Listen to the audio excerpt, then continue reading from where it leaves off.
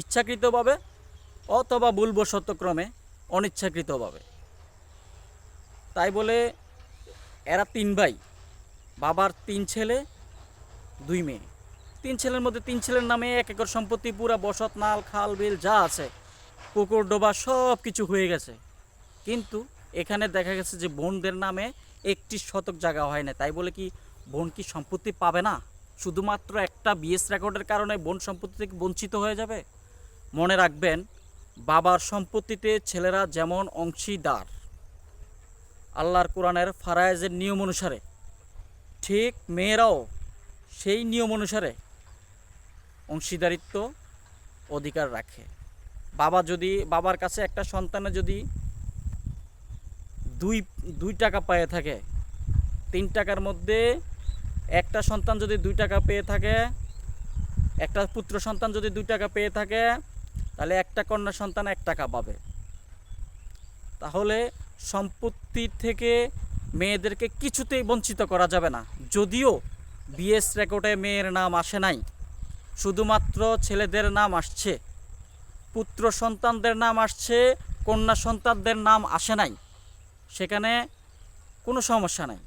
Just মেয়েরা যদি যে এসিলেন্ট অফিসে, ভূমি অফিসে এসিলেন্ট সাহেবকে বুঝিয়ে বলে যে আমাদের এই ওয়ারিশ সনদপত্র শো করে এবং বাবার সম্পর্কের মধ্যে ওনারা 2 মেয়ের নামে বিএস হয় নাই, খতিয়ান রূপে তারা মালিক হয় নাই, বাবার সম্পত্তি থেকে তারা খতিয়ান রূপে খতিয়ানের অবস্থান থেকে বঞ্চিত, তাহলে এসিলেন্ট সাহেব অবশ্যই কাগজপত্র দেখে যাচাই বাছাই করে অবশ্যই মেয়েদের নামে সম্পত্তি দিবেন।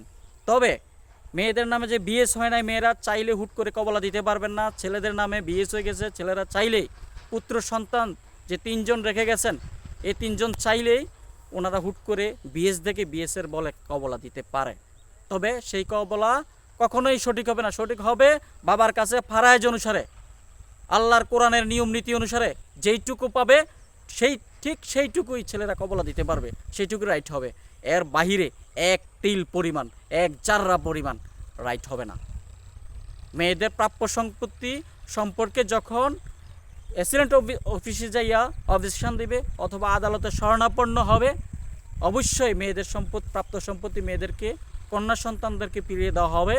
এতে করে যারা ভাইদের থেকে, অর্থাৎ পুত্র সন্তানদের থেকে, মেয়ের ভাইদের থেকে, বাবার পুত্র সন্তানদের থেকে যারা খরিদ করেছেন জমি, না জেনে না বুঝে খতিয়ান থেকে পুরো সম্পত্তির খতিয়ানের সম্পত্তি আপনি মোট পরিমাণ খরিদ করেছেন, আপনাকে তখন বোনদের অংশ আপনার থেকে কেটে নেওয়া হবে। আপনি ভাইদের থেকে খরিদ করে ফেলছেন, আপাতত দখলে আছেন। যখন তারা এগুলো নিয়ে অবজেকশন করবে, কোর্ট তাদের অর্ডার করবে, জায়গা দিবে, আপনাকে জায়গা ছেড়ে দিতে হবে। যিনি খরিদ করেছেন ওনার রং হবে, ওনার ভুল হবে, আমি মনে করি উনি কেন যাচাই করে নাই, উনি কোনো যাচাই বাছাই করে নাই।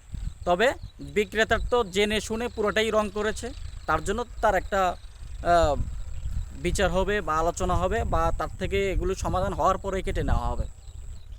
তো আমরা এই সমস্ত বিষয়গুলো সম্পর্কে সচেতন হই।